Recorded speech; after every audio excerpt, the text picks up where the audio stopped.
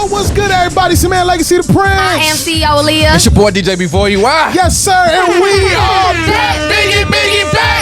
Biggie back. Hey! What's poppin', man? It's the world's most dangerous Christian hip-hop radio show, Fresh Leftovers. Broadcasting live from GH3 Radio. You already know we powered by Dash, baby. Yes, sir. God's House of Hip-Hop. ATL's #1 home for CHH, Latin hip-hop, and gospel hip-hop music. All the gospel hip-hop. All of them. We're back in the building, man. Super excited. Coming off a super dope Spin Award weekend, right? Yeah. Yes, sir. Well, you know. Aaliyah wasn't there, but it's cool. Aaliyah wasn't there. But everybody was asking about me. I got phone calls, so I don't want to hear it. It's okay. Yo, Aaliyah. Did everybody ask about it? No. Yeah, they did. Like, for real, and bro. Grill FaceTime me, and MC Nice, and VZ. What's up? What's poppin'? What you want to Bro, know? it's crazy. Everybody was like, oh, what's up, y'all? Where's Aaliyah? What was the kingdom conversation? It's like, yo, everybody. Where the KK at? Where's Aaliyah? No, dead serious. Like, they was looking for Aaliyah. Yo, what's up? Oh, Legacy, poppin'. what's up? What's up? Anyways. DJ, all right, cool. Where's Aaliyah? It's the Bro, I was here 3 years before she got here. You ain't checking on me? Everybody was happy to see me, though. I was just... You need to get up out of here. And these folks was in here without me. But you know what I saw that I liked? What's up? What you saw? Nobody was sitting in my chair. Nobody.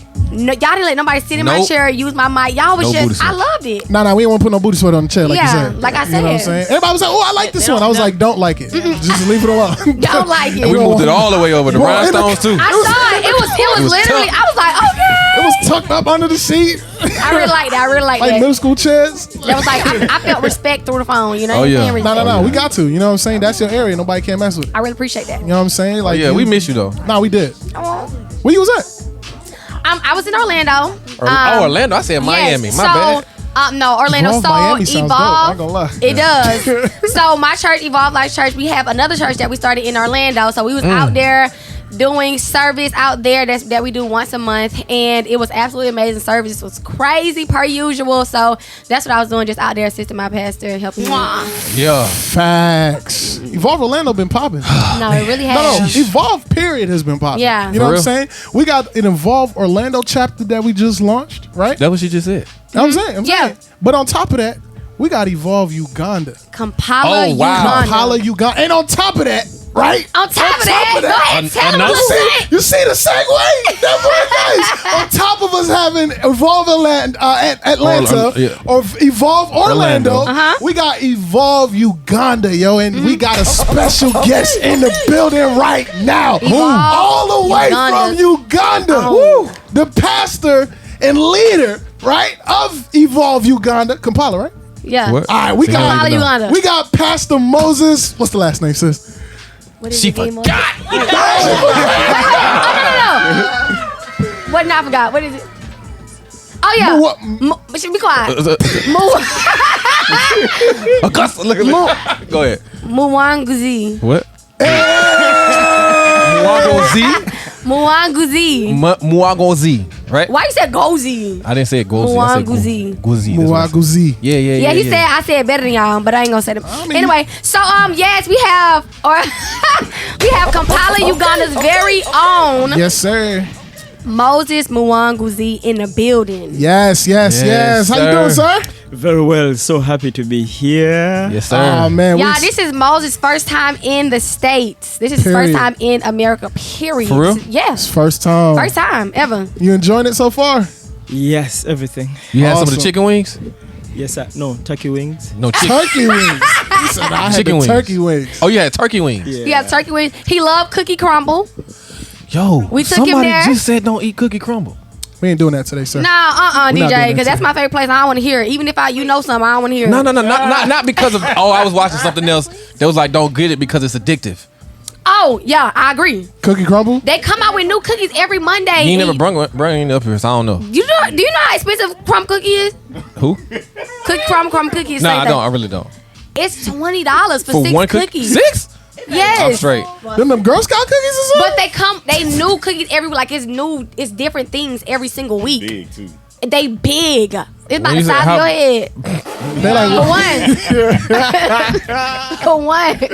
But me and Moses, he been taking a lot of pictures and videos on his iPad since he been here, right?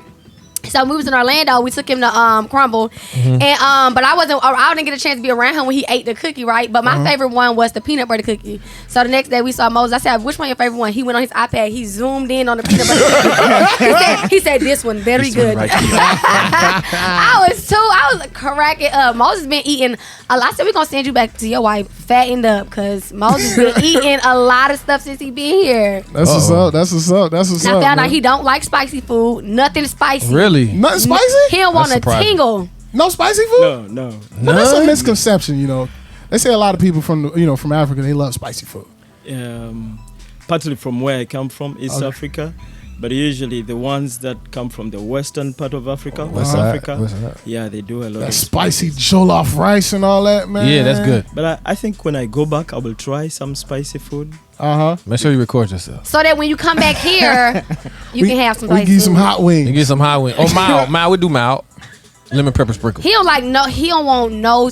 I just tried to give him a spicy chip. He said no. Which chip you try to give him? Not the one chip, A Sean. taki. Oh. Oh, no, we ain't doing that. Nah, you ain't gonna start him. You gonna start him off with What you trying to start off with a Need some milk.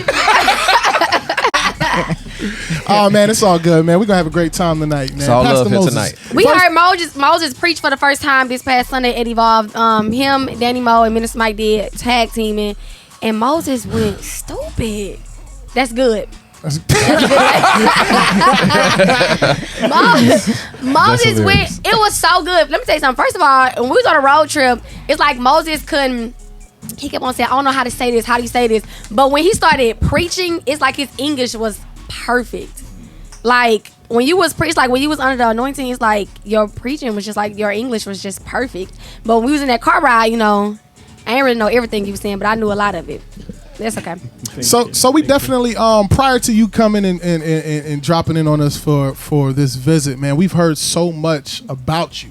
Right. And it was like when I saw you, I was just like, oh man, he's like actually here, because we know the faith journey it took, with our pastor just believing on like another level, him just teaching us faith and walking through faith on another level, right? And him actually applying that and then actually seeing you here, like the fruit of everyone's faith coming together and seeing you here. It was just, we was excited. I ain't gonna lie. I think I hugged you for like a minute. Like, yo, he's here. You know what I mean? So you enjoying yourself so far in the States? Yes, I am. Yes. Everything, there's quite a lot of things to take in. So I try to give myself some room, space, so I can not die, because there's so much that I You don't want to die. bringing in. But so many lessons, and I'm learning a lot.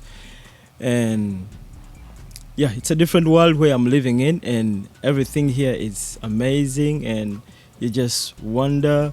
So the reason why I take so many pictures and videos is because I may not be able to tell the story. So videos and pictures speak a lot. So I could have my iPad there, and they would ask me basing on what is recorded. So I can't recall everything, and some things are indescribable, because indescribable. Some don't even exist in our country. So I have to take some videos and pictures, so I can explain better. Yes, sir. And you definitely gonna have this dope video production showing. Oh yeah. I was at the radio show. Yeah, it's So gonna look- be on YouTube, everything. They just gotta type you in. Yes, sir. You can find it at any given time. So I want to backtrack, right? Because the story of you getting saved, the story of you becoming a leader, the story of you preaching, like it's an amazing journey. I want you to take us back to how did you get introduced to Christ? I was at school, and I just joined my secondary school. We call it secondary school. It takes about 6 years. Then you go to college or university. So during one of the breaks, I saw a girl, and who was reading a magazine, and this magazine had on it a title, "So You Want to Date," like DATE. You want to date. And I was wondering, I thought to myself, like, maybe she was communicating to me, like, come over. Hey!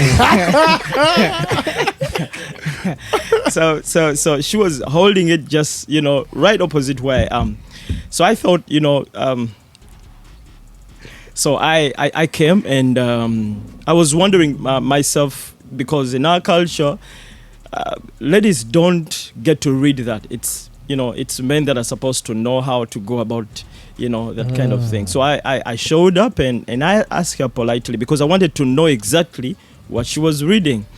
So I asked her for the magazine, and she allowed it, and I took it home and I read. But what was so unique about the articles, they were directly speaking to me.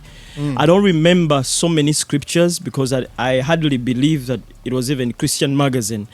But it was speaking directly to my life, the kind of life I was living in, teenage years. And I was wondering about a person who would basically be knowing it all. And so it spoke directly to me, the faith journey, but basically about the real life. So that began to change my life. So I came back the following day, and I asked for more. She had 3 more magazines, and she gave them to me, and I began reading them.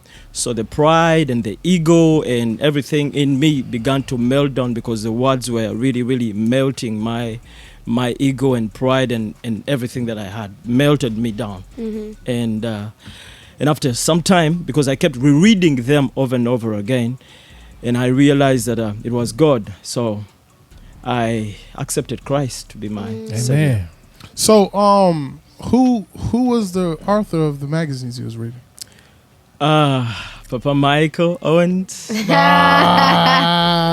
so crazy. That is so fly. Like, That's Pastor crazy. Mike was writing articles in his magazine that he was, I guess, sending out, and it was blasting around the globe pretty much. And it so happens that the young lady had an article cut out. You ended up reading the article. Yes. Right? Yes. And that's how you ended up getting saved. Yes, I got attracted by the title of a magazine, and I got to understand that okay, I won't get back to that, but some of the things that maybe God directs, because I don't know who had to think about this title, but it was good and captured myself, and here I am. And I got saved just like that. How old were you? I was 15. Wow. I was 14, 15. Dang. By then. Do you remember the title of the magazine? So, was it So You Want to Date? No, I mean, that's the title of the. No, That was the. you just send it. Oh, okay. He sent it over. I think he sent it to you, sis. I must say I didn't get it. Was that the title of it? No, that was the title of the article, I believe. Okay. He thought he about to Changing get Your that. World magazine. Changing Your World. Changing Your World magazine. It was an article that Minister Mike wrote. He didn't write the magazine. It was an article that he wrote that was called Changing the World. That is actually amazing. One article changed someone's life. Yes. So That is amazing. upon getting saved, like what was your first after you got yourself saved, which is 14, 15, what did you do next? Like how did you grab a Bible and start reading, or did you go on some another teacher or anything like that? When I received took back the magazines, because they never belonged to me. Oh, okay. I really wanted to have them more, to keep reading them. So I went to a website. There was a website. Then I subscribed, so I could receive my monthly magazines. Mm-hmm. So I received my first magazine while I was still at school.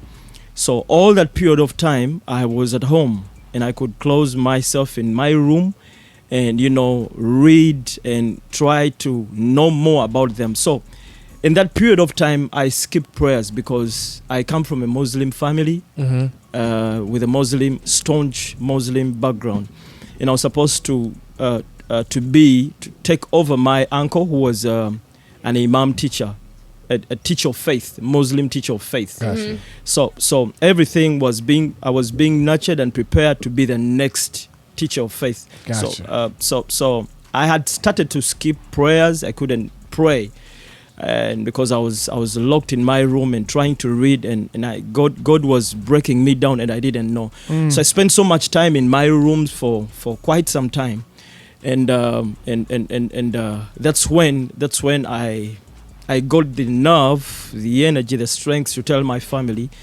that I am no longer Muslim. I was going to ask you that, and how did they take it? How did your family take something like that statement? Well, they gave me some time because they thought I was joking, and I was in my family. The things that we don't joke about, especially when it comes to Christianity, you can joke about anything. So that was bad. That was a bad joke, but they gave me some time. They thought I was being a teenager and I was just a young boy, but after some time, they realized that I meant it. Yeah. And they had to disown me. Wow. Yeah, they disowned me, and they cast me away out of the family. They disassociated with me. And to do that, it takes a process. When they're disowning you, the prayers that are made, and I'd seen them with certain other, people. So you get you're starved for a day.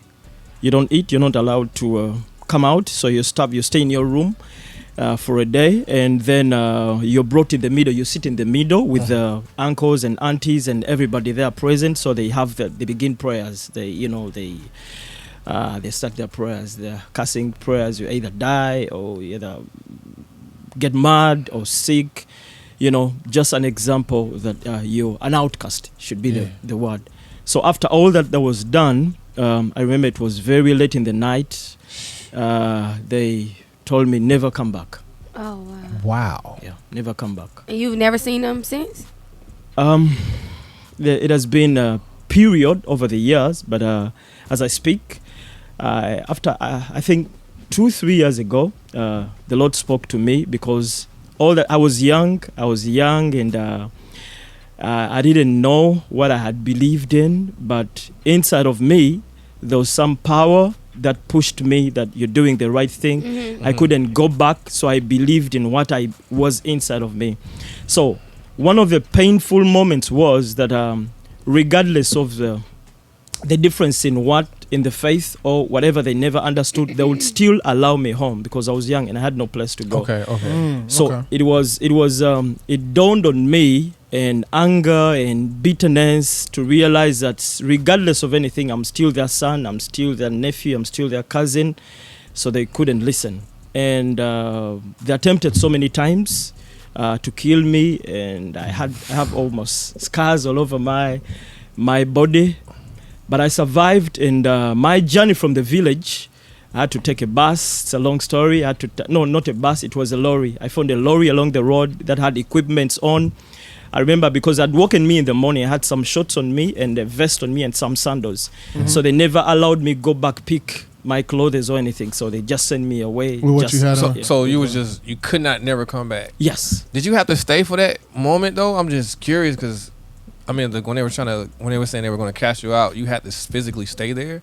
They just didn't let you go or something like that? I tried to stay around because I had no place. They had nowhere to go. Yeah, telling me to go away from home meant go away from the village. Okay. Like you from the community, go away. Okay. Because everyone knew me, and I was this. Is it disassociated? Dishonorable? The word should be like I was a rotten tomato, I think. Okay. Okay, I got you. Yeah. Oh, okay. Yeah, you do away from me because me being around, others will take my example. Yeah. Okay. Yeah. It's like the rotten apple in the bunch. Yes. Yeah. Everything around you gets spoiled because they in proximity with you. Yes. Got you. So you either die as an example or get mad as an example, so others take that with you, or you get killed, and nobody will take the measures to look for you or do anything because it's faith. So nobody will come to it is faith. The story is crazy. That was a lot to First of all, that was just the first half. I got lost. You said you got in this thing on the side of the road. What is it called? It's a lorry. We call them lorries. It's a truck. With 16 wheels. Initially, because I've never been outside of my village. So the plan was, I thought the city was near. I mean, where my thoughts were to go to my grandma. So I thought it was near. So initially, my plan was to walk, and I realized that too far. Yeah, too far. It's like sitting down the street from here. That's far. So when you jumped in that truck, did it take you? Where did it take you? Yeah, it took, because they didn't know I was on track. So I got up and they didn't know I was on track until I don't know what I did, but the driver realized that someone is at the back of the truck. So he had to tell me to come off, because the traffic police wouldn't allow a big load of truck with somebody on top of it. But after some time, so he kept on taking me out, and by the time he would start the lorry, and I'll climb back on it. So but we got to an agreement. How old were you through this whole process of you being disowned and getting cast out? Like, how old were you? I was that was in the middle, so I was 14. I had not yet come 15, because my birthday is always in December, so that was before my birthday. So how did you convince this driver to let you stay on? He didn't. He said he said they came to an agreement. They came to an agreement. Well, the agreement was because I think he looked at me, and the way how I was, you could tell somebody who is lying and somebody who is not lying. Yeah. So it was one way. It was one way. I had no place to go, so there was no way how I would stay in the middle of the road. So I tried to talk to him. And he agreed to take me to a distance, because we're not going to the city where I was. So at a certain point they said, we are dropping you here. Okay. So I thought I would walk all the rest. I just want to backpedal a little bit, because you said you avoid being killed. Who was trying to kill you like that? Because I mean, you said you was in a village, so everybody was not your family, or everybody was your family in a sense. But this is 14 years old. My community, my village, especially my family, they're staunch Muslims, and they have that honor and prestige of being Muslims. So news had spread out about my conversion and what they had done, what they had decided. So anybody who would associate with me, they were afraid to associate with me because of the repercussions, because of what would happen. So they were afraid, and I had been cast. I was cast. So I was an abomination. Okay, abomination. Okay. Yeah. So, but I had some people that I was staying in with before I left out until it got tense, and they had to take me away because they were afraid of their life. But in between, there are many times, when I was beaten, before I left. You said they tried to kill you. Yes, they did. And you still have scars from that from today. Yes, I have. Dang, bro. Like, do we really understand how? And we take it for granted. Like, we hear it all the time. We hear it all the time that people on the other side of the world are getting like killed for being Christian. And I'm gonna be honest, right? I'm gonna be 100% honest. I took it for granted. I'm like, man, it's because they ain't fighting back. No, this is serious stuff. Like, people are really getting beaten for transitioning to Christ. And at 14, like, that was happening? They were angry because I had the family pride. I'd put down the family pride, and I disappointed them because I was the next leader as well, which I. Okay. So they had all the bitterness and anger and the rage because I had held on for, and they had given me time and I held on to it. So they were really, really mad. So wow. So okay, so what happened next when they drop you off? Then what happened? Sorry. When the truck drivers dropped you off, what happened after that? I decided I would walk, and then I think a miracle happened. We have what we call taxis, the 14 seater Like van. vans. Yeah. So I stopped them, and I told them I was going to the city. They asked if I had the money, and I didn't. So, and they took me in. Took you in anyway. Amen to that, bro. So I know you said something earlier about in the Christian religion we're allowed to joke. You said something in reference to that, like we're allowed to, play around like that. But in the Muslim religion, it's a whole different level of severity. Explain that a little bit. Do you feel like Christianity is too lenient as it pertains to us? The way we serve, the way we, the way we pray, or the way we worship, like our servitude. Do you feel like it's too lenient? It's too passive? Because, especially coming from a Muslim background, it's like really strict. Do you feel like Christianity is too lenient? Yes, it is, because from day one at birth, the things that you have to do, reading the Quran, reciting the Quran, it is something that you either love or like, and you grow to like it because it's part of you. It has become part of you.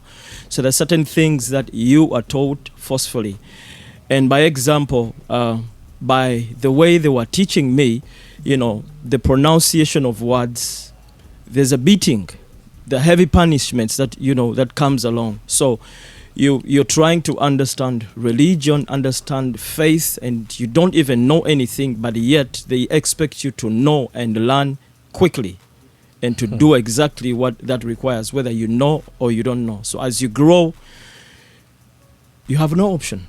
And that is what it is. And then with Christianity, it's quite different. You have choices. You don't have choices, as I say. Wow. Choices like what? We could not be so serious, kind of be serious. Like you have a choice not to pray. Okay. You have a choice not to fast. Here, Christian part, you have a choice not to, to attend church or do anything. In the other world, regardless of who you are, you don't have to miss. So what's your experience with Christianity here in the States versus back at home? Is there any difference? Like, the difference is I've seen that possibly some of the things that I see here are just prayer requests in our home, in our country. It's just what? Prayer requests. Can you elaborate? Like, what kind of things are you talking about? Like God has blessed you with certain things that are dreams back home. He's saying their prayer requests or here things we have. We take it for so granted. So basically, Wow. like in the States, we take for granted what you got. What kind of things? This is like what Material things or you really have nice things. So the world is completely different. The homes, the roads, infrastructure, and the weather is really, really nice. I'm sure when I go back home, I'll get back my real skin. He said my real man said he said he exfoliated over here, boy.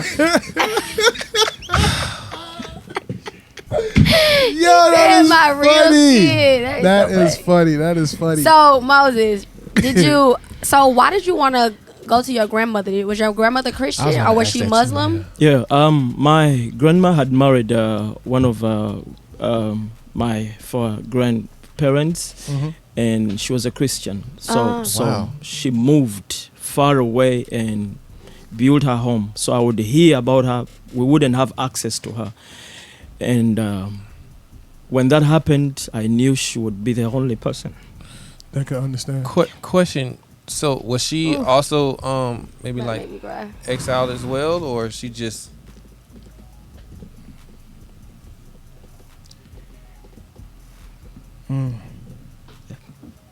Sorry. No, you good. No, you're No, fine. take your time, take your You're time. fine. Yeah, you were saying. Did she have to go through the same thing, or did she just already move out before that point? She had moved so many years ago, and I don't. The rest of our story is a long story, but she had settled so far away. Yeah. And she never got married, but she would treat any person who came home like it was her child. Yeah. So that's how she treated you when you came. Yeah, and yeah, and she passed away last year. Dang. Oh, my condolences. I was gonna ask, but I'm glad I did. So, what was your experience when you, I guess, how long did you get to live with her? Yeah, I lived with her since then. Oh, I love it. Oh, wow. Wow. So when she first saw you, and you told her you converted, what did she say? She never believed. She asked because it's a long journey. I didn't know exactly where she was because I'd never been to her home. So I had spent some time to look for her, locate her, and there were no phones I was new in the city. So when she saw me, take your time. Take your time. Take your time.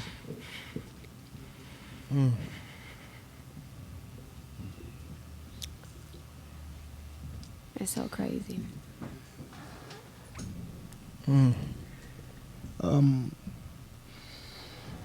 She couldn't believe it.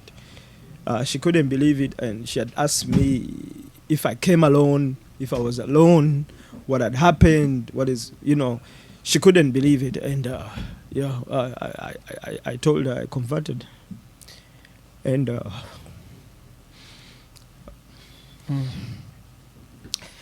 she said one funny thing. She said, "You're too young." Yeah, you're too young, but she welcomed me, and we started the journey together, and she taught me things. It took me time to cleanse all that I'd grown in knowing. But I that's when I had my magazines on, so they were my first Bible, so I enjoyed them. I read them over and over, word by word. Still have them. Wow. Yeah. So my journey began from there, and in prayer, and I became stronger, and she took me to school. She didn't have so much, and by faith, I studied by faith. Never got any report from school. All the 6 years, I never knew how I performed. So I simply joined in another class when everyone was being promoted to another class. I could join with the rest, and until my final year at school. Man, Wow. that is really powerful. Yeah. And during that period, I remember I got to learn about prayer and about fasting and all of that. Everything was just coming to me, and the Lord would have dreams. I used to have trouble with the spirits. I could dream about Muslim men chasing after me with a panga and hose. Digging holes. So I would struggle with that because I didn't know how to. My grandmother didn't know basically about some of the things. So all the time I would, be in my room and, read and talk to God in a childish way you'll never imagine. So through that, my faith continued. My faith continued to grow, and as I read the articles, so. Yes. This is a movie script, all right? So if you haven't, catch up, all right? Y'all catch on up. the back end, if you For missing. real, run it back, listen to it, tap in. So right now we're at the portion of the story where you're at grandma's house now. You're unlearning the Muslim traditions or the Muslim doctrine, and now you're relearning Christianity. Yes. No Bible, Yeah, it is. just your magazines and your relationship with God And your grandmother. and your grandmother. Yes. So I picked up fire and I wanted to preach. I wanted to preach based on what I had learned from about faith, basically about faith.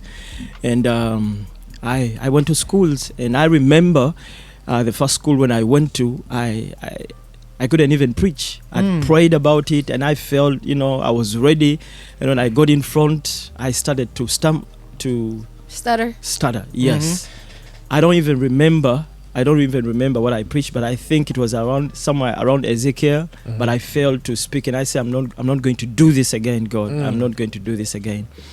And time went on. I felt my burning desire to reach out, and I went to the nearby community, and wanted to have a rally and preach and preach. And I remember that a friend had a camera, and this was my first. That's you? Yeah, this was my first. We need that picture. First meeting. Yeah. Oh wow.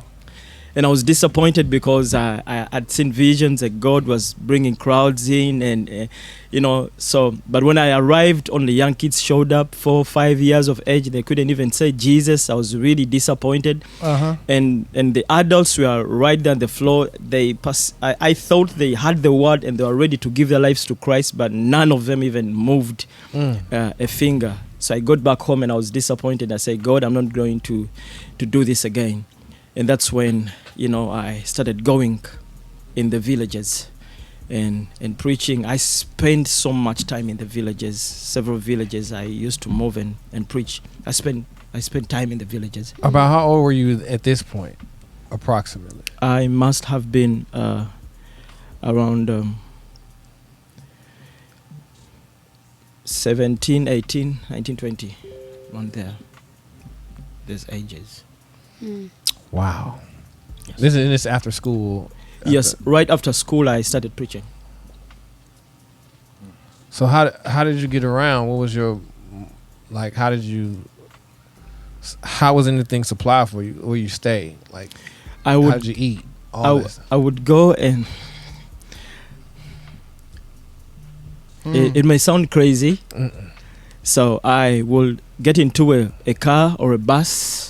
My grandmother would give me some money, so I would get into a bus, and if I feel a direction that you should go this way, or I would just simply get into the bus park and head out anywhere. So at any destination, I would just jump off and begin right there. Sometimes I would look for any Christian church around and ask them. I said, I'm here to preach, so I would preach in the villages, just like that. So sometimes I would spend there, weeks and months. Wow. Yeah, without returning. Without coming back home. And always taking care for you. Yeah, they did. Sometimes they did, and most times, they were hostile, people. But also to remind you that I had when you're praying, you have a mark here. You have a mark. The Muslims have a mark here. Your black mark. So that disturbed a lot of Muslims that I came across while preaching Christ, and have a mark right here. And this is how I got to change my name, because mine, when you change but you have to when you change, you have to change everything. You have to change everything. So I changed my names. But actually, my grandmother named me Moses. Gave me the name Moses, and God gave me Jedidiah, which means beloved of God, and then Mwanguzi means victory. Oh wow. That is amazing. Crazy. So you went from, and I want, if we can pull this up on the screen. If you can pull this on the screen, this is absolutely amazing, because you went from preaching to the kids and the parents not responding the way you wanted them to, and I'm just so inspired by this, because I'm just like, look at these pictures, man. Look at this. This is absolutely amazing. If it'll pull up, look at that crowd. Where is this? Bro, like one of them, this is crazy. This is absolutely amazing. Crusade. Oh yeah. This is thousands of people, bro. This is absolutely mind-blowing, for real. Look at that. And all to hear the message of God. Yeah. Yes. Because you had the faith to keep persisting.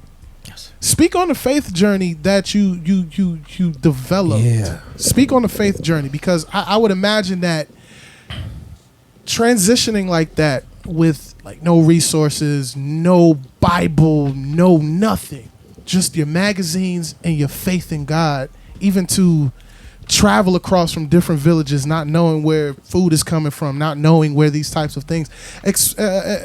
Speak on the faith journey that you've developed along the way. Thank you. About my faith journey, begins at the point when I realized that it is me alone.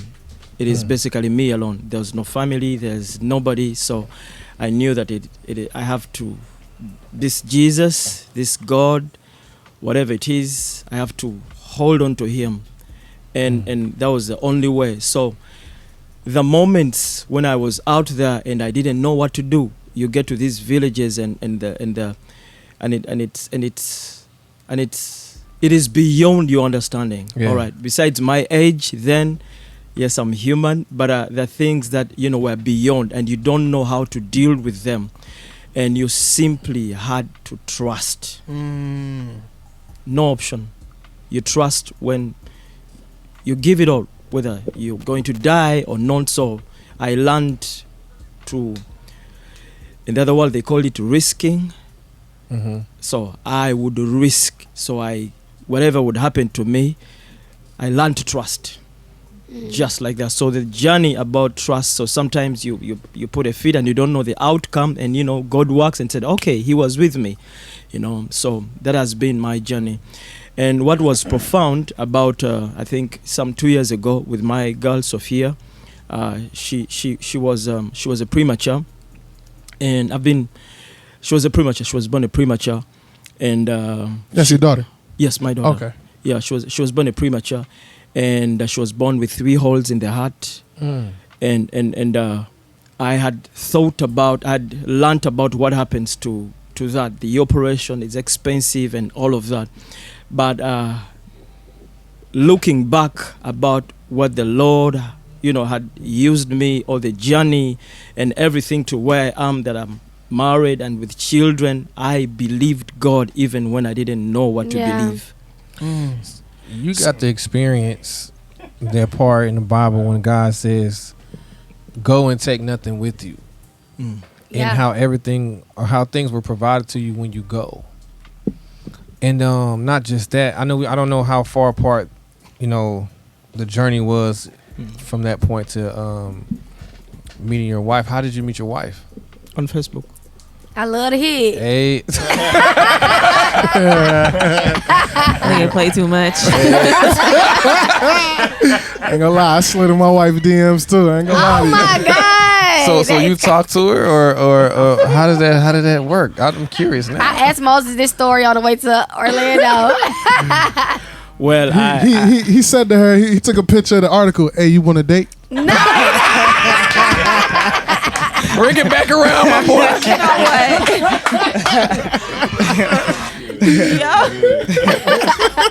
But no, what you do, man? I have friends. I had friends, and I think she was my cousin, distant cousins, and she was my friend on Facebook. So there's this random picture. I think it was a selfie they took together. My cousin, and about 5 girls. So I think they tagged me. I don't know if they really tagged me. So I had seen the picture over time. So every time somebody commented on it, it would show up. So every time it would show up.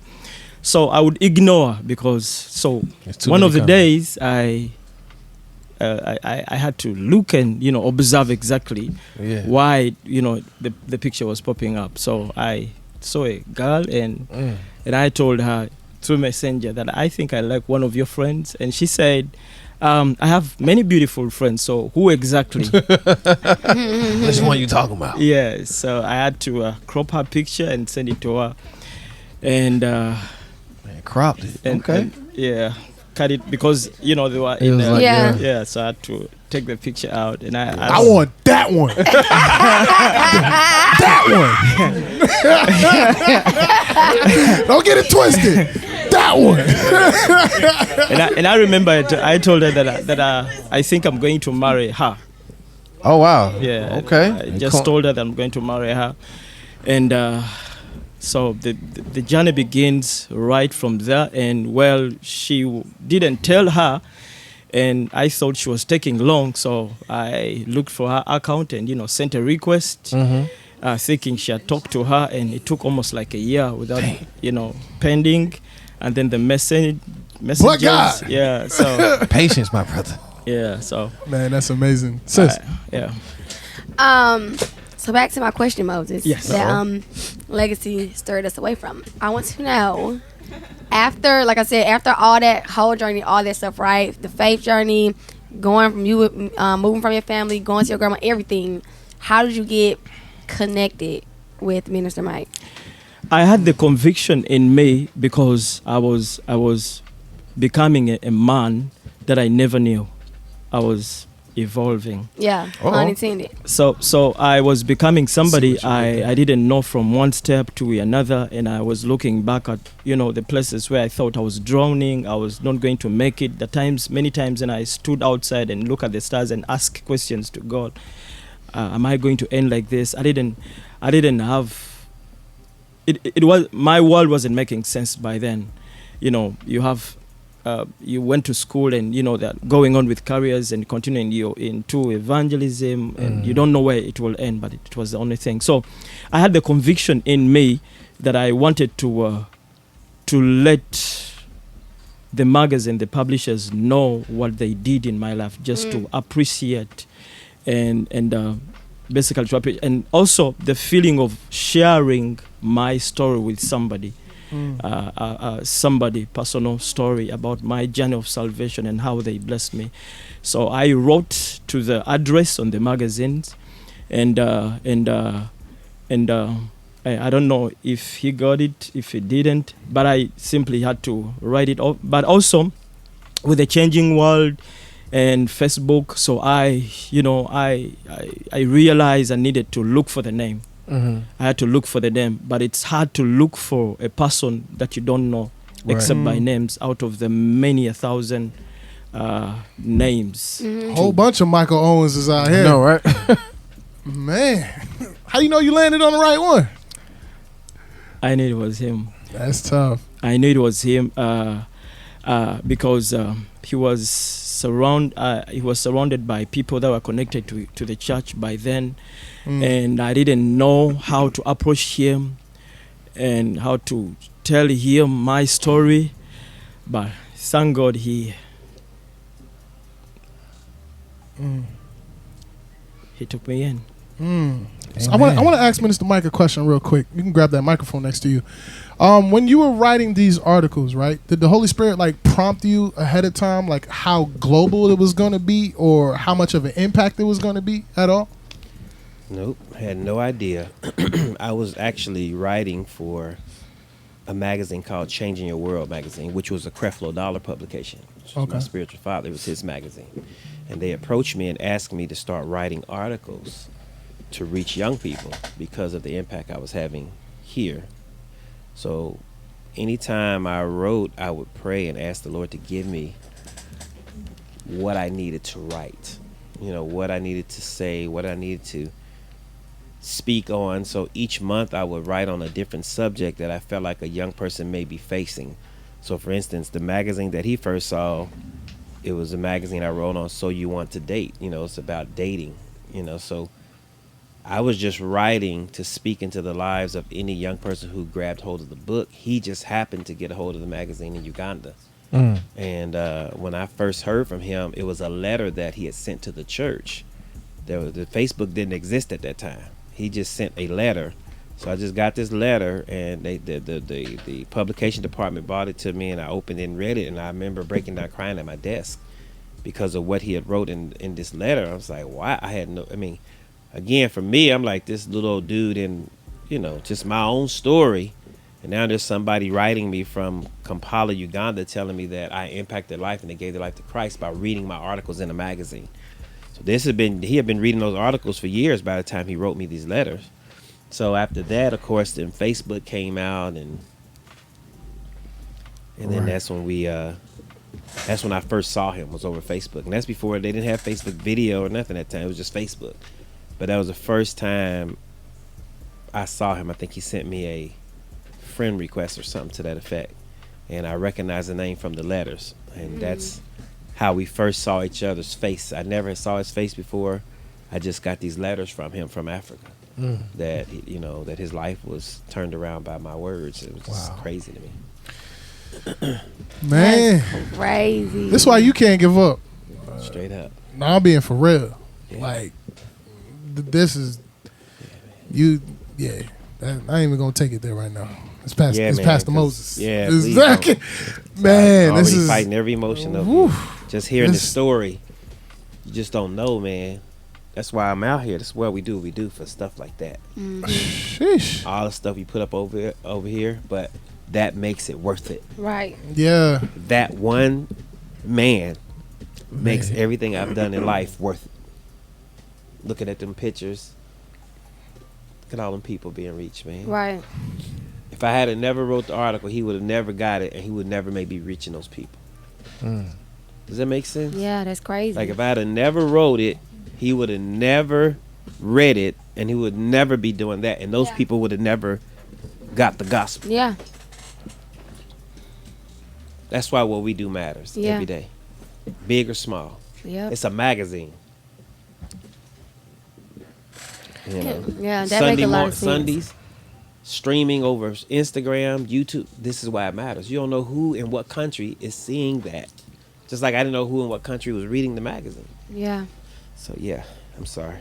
Put the mic You down. good. That's so facts though. But to go back to like even like what me and I was talking about, or that kingdom conversation I did. That's about like, you know, leaving a 99 for the one, like just reaching the one and still reaching the masses. By Minister Mike reaching the one, he reaching the masses. Like that's, you know what I'm saying? That's like so powerful. By one person, you know what I'm saying? You reach the masses by just making sure you're loving on that one person. You know what God told me a while ago, and I think I shared it with the whole squad. I was like, it's about impact versus the reach.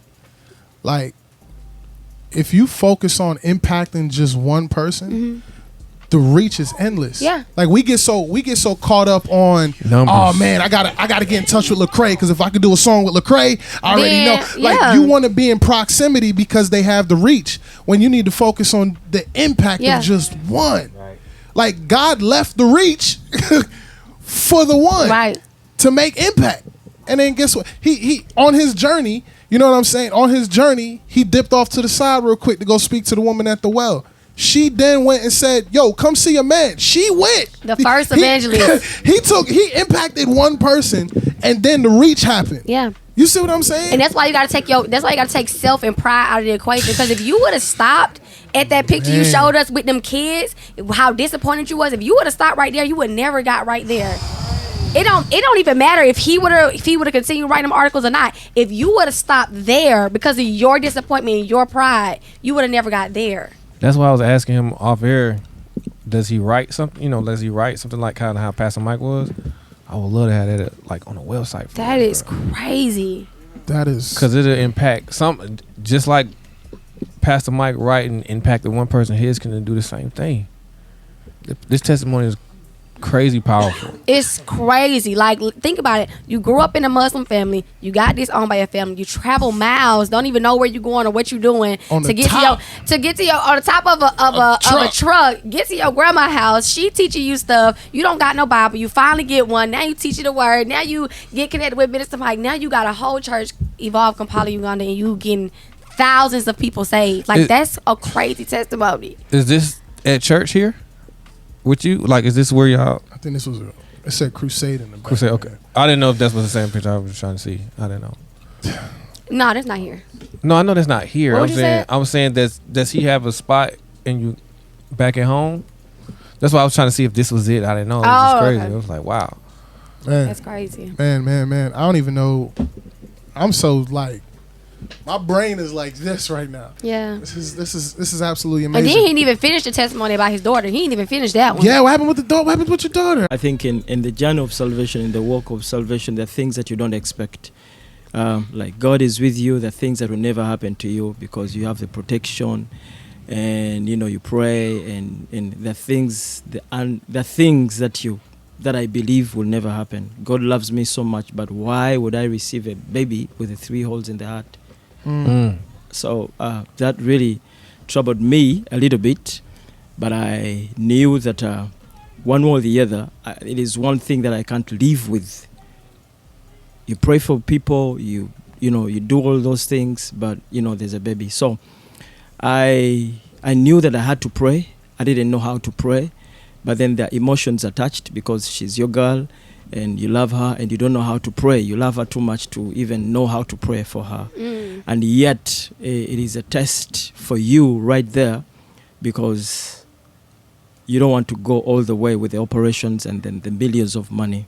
So I was challenged by my wife because, she knows I'm a minister. I preach the gospel. You pray for people, and it's quite different sometimes with people. You pray for them, and you leave to God. If He heals them, He heals them. If He will heal them later on, yes, He will do that. But then you are having someone right in the house, and you really need that urgent miracle to happen right away. So it was tough for me. But I didn't take it that it was God's will for her to be that way. It wasn't my portion because I know that God blesses, but that was he said a blessing that has no sorrow. So there was sorrow on the baby, the part that I just didn't believe. That sorrow on the baby, the sorrow in the blessing, I just didn't believe.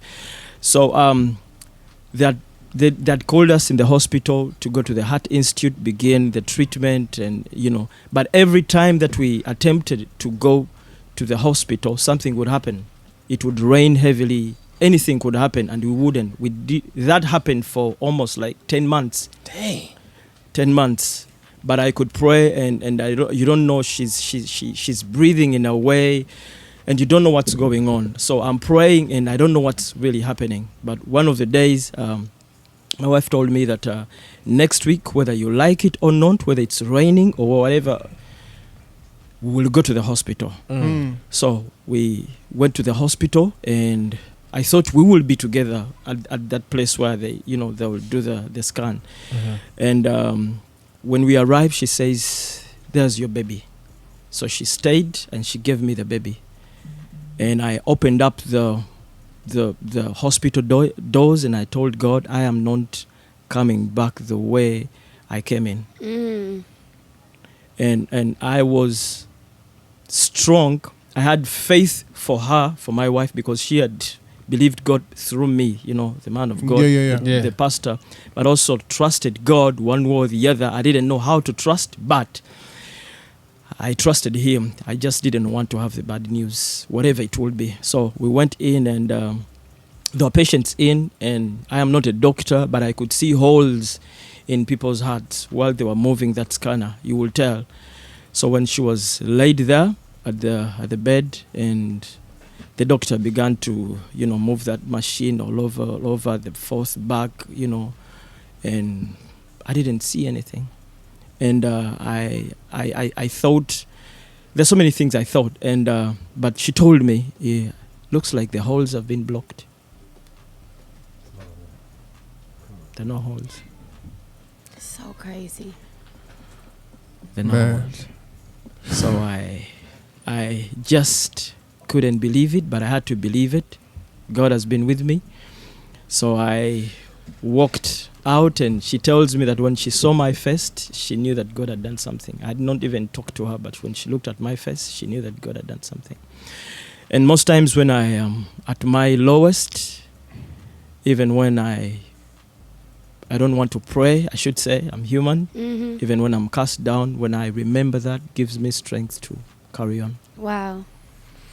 Amen. Man, that's so powerful, man. I'm sitting here thinking of my little daughter, like, man, that's a lot. Yeah.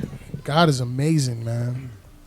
God is amazing. Your entire journey is absolutely amazing. Like, what do you have next? What do you have prepared next? Right when I go back home. Oh.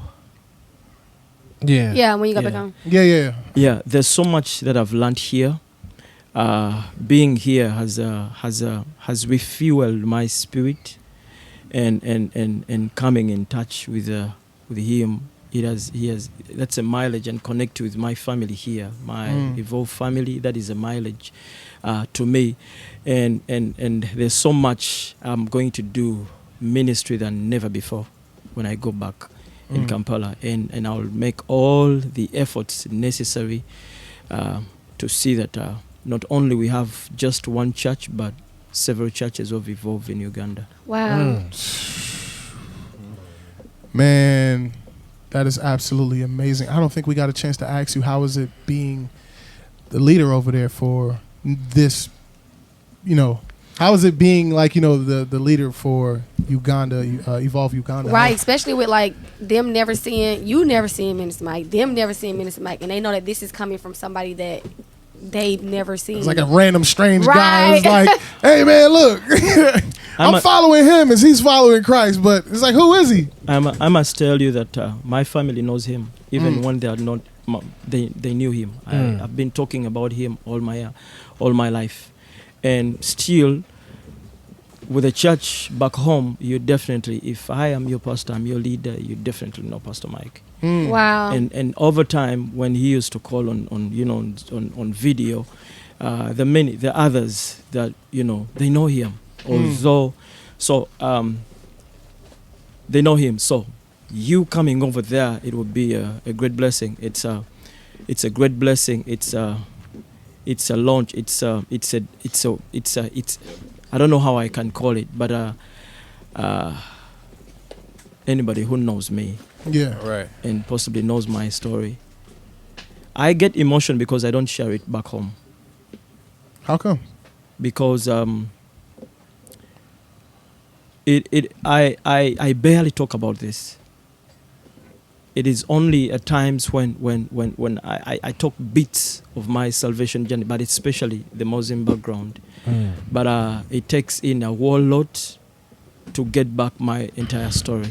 So I think this is just one of the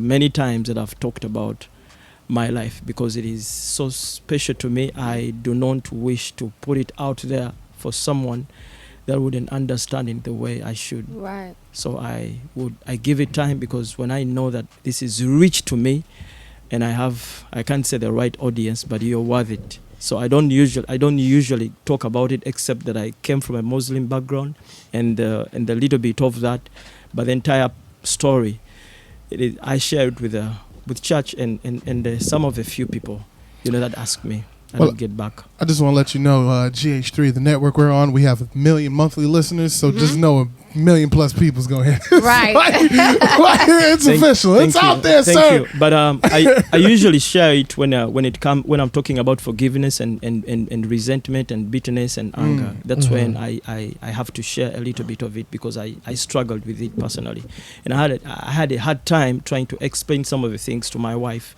because the parts that I didn't want her to get hold on, she would basically start from where I stopped.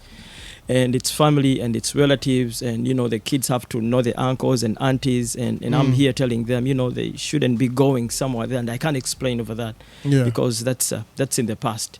So I felt like if I share it all, she will hate on everyone. She would hurt on the people that she saved. Yeah. But thank God that my family is now saved. They accepted Christ. Your family? Hold on, who? The family that cast you out? Yes. Whoa, time out. And you're gonna hit this at the end of this. How you gonna sit up there and do that right there? 2.0. I'm sorry. I need an extension real quick. The Muslim family got saved? Yes. How? I mean, like. You went back? You went back? Yes. After a long time. How old? Just I think 3 years ago, I was struggling with it, and the Lord spoke to me and said, you need to go there and ask for forgiveness.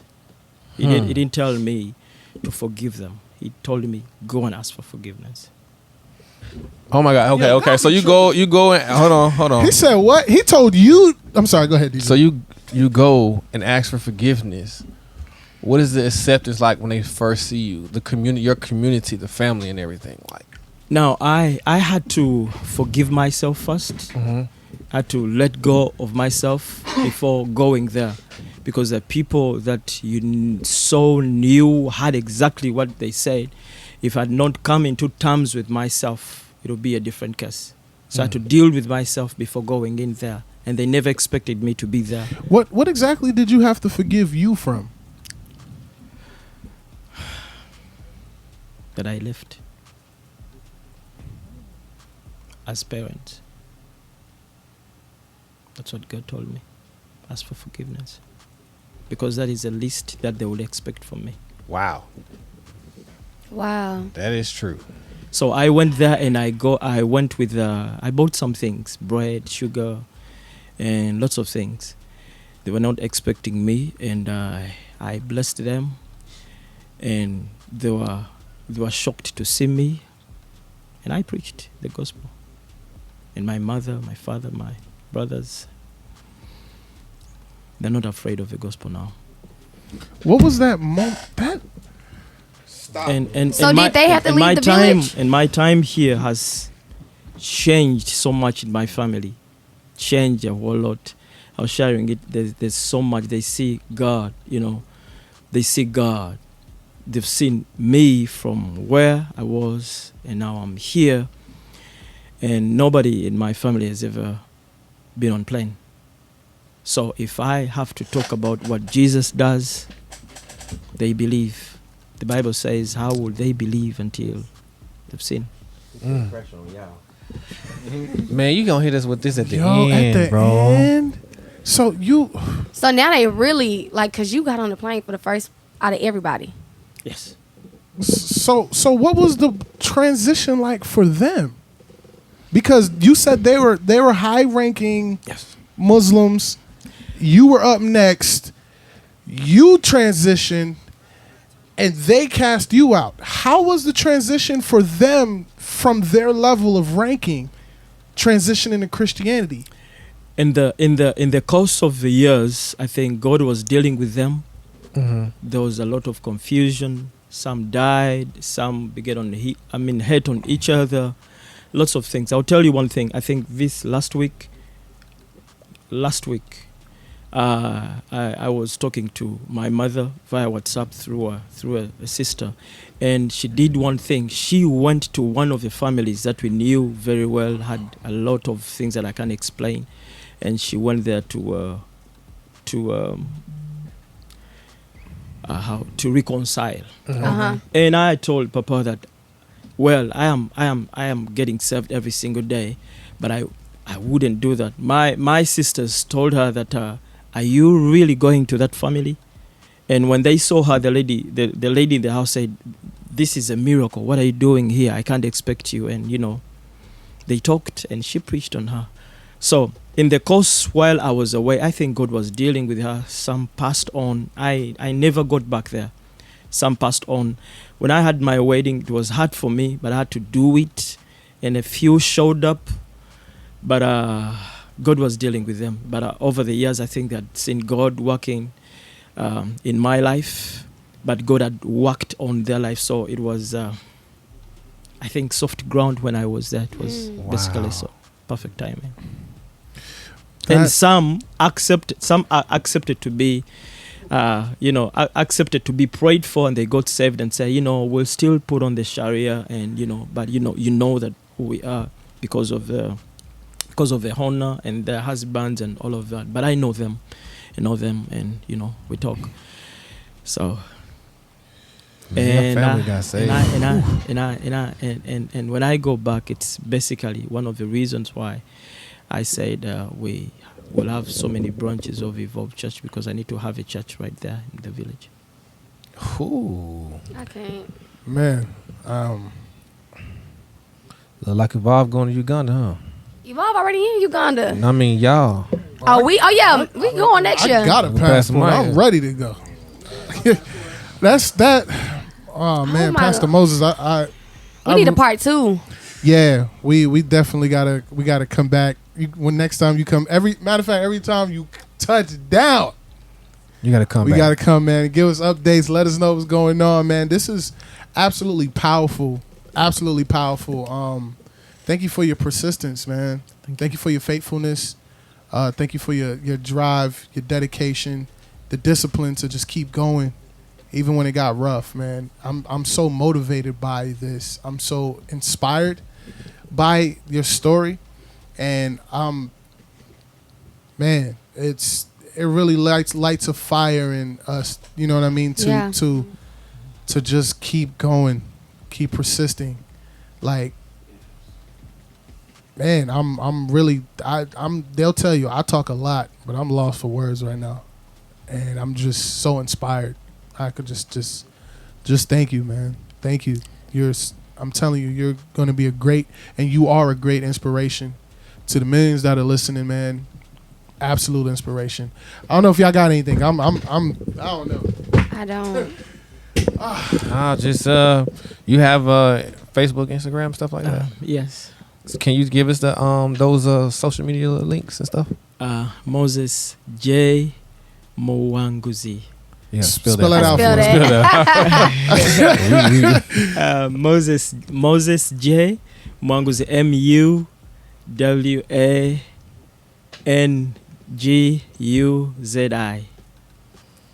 One more time. What's the last one? Moses J with JJ like jug. Okay. MUWANGUZI.